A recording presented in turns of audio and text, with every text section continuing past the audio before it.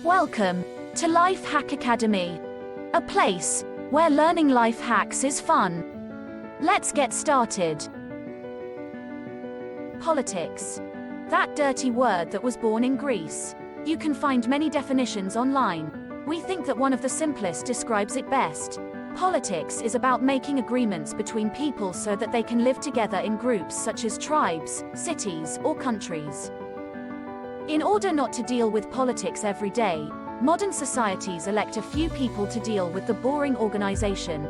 These people are empowered by the society to do a specific job, like hiring a cleaner for a big office. It makes sense one man to do it instead of involving everyone. If politicians' intentions are good, they should work in favor of the ones that elected them. However, we often see strange behavior once ordinary people have power. Their ego grows and they start making decisions that are not in favor of the society they live in. Power seems to be toxic if we are exposed too much to it. This is why politicians have a mandate that usually lasts for several years. It guarantees that they will not be exposed to too much power radiation and will take somewhat decent decisions. Then everything is fine, right? Good people are empowered to become leaders. During time they get worse, but are replaced before doing any serious damage. Like changing the engine's timing belt. It is still working properly, but you know that it might soon break and damage the car. Okay, but what happens if we don't elect a good person? Sure, he might look fine with his shiny smile and fancy suit. But what hides on the inside? Nowadays politicians are very skillful speakers, actors, and to be honest, liars. Which is not that bad. But what if we give power to a really bad person? Well, many things can go wrong. Like taking away some of our freedoms, lower life standard, war, and even dictatorship.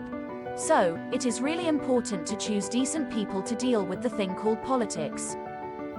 In order to do that, we have to know how to recognize if a politician is working for the society or for himself. Catching him lying is not easy, and not that important really. Sometimes lying or not telling the whole truth protects society from sensitive topics that it is not ready to handle. However, there is one thing that is actually easy to recognize and clears all doubts in a politician's ambitions. Determine if he is uniting or dividing the society. Have you ever heard the phrase, divide and conquer, or divide and rule?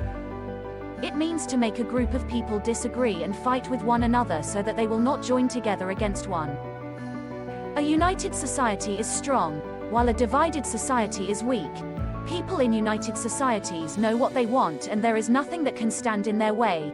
In the same time, a divided society is easy to rule because individuals cannot unite to take action against the people in power. A divided society is full of individuals that hate each other and stand in each other's way, while a united society marches towards a common goal. If a politician disagrees on something with the majority of people, it is his job to convince the society that his vision is for the greater good of all, not dividing but uniting everyone, or at least most of the people. Politicians should not go against their own people. Initiating a discussion makes sense only if in the end politicians respect people's opinion and fulfill it, even if they think the other way. They should never forget that are employed to do what the society wants. Instead, politicians that don't care about society are willing to apply politics that lots of people do not want, causing social tension and segregation. Dividing a society is easy for the politicians. They simply have to enforce extreme politics, like everyone must eat meat, or forbidding pants. Some of their followers will love them, even more. Some will start hating them. Applying many different extreme politics confuses people and they become lovers and haters regarding plenty of different topics, dividing more and more into smaller and smaller groups. But why? Why would a politician want such weak and hateful society?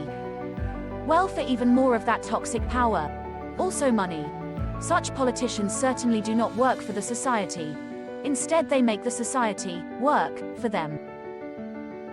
And that is why it is extremely important to recognize such politicians and kick them out while it's not too late. Or even better, not give them power in the first place. There will always be something to unite for, and something to argue about. In order to evolve as a society and simply live happier, we must try to stay united, helping each other, and hoping for the best.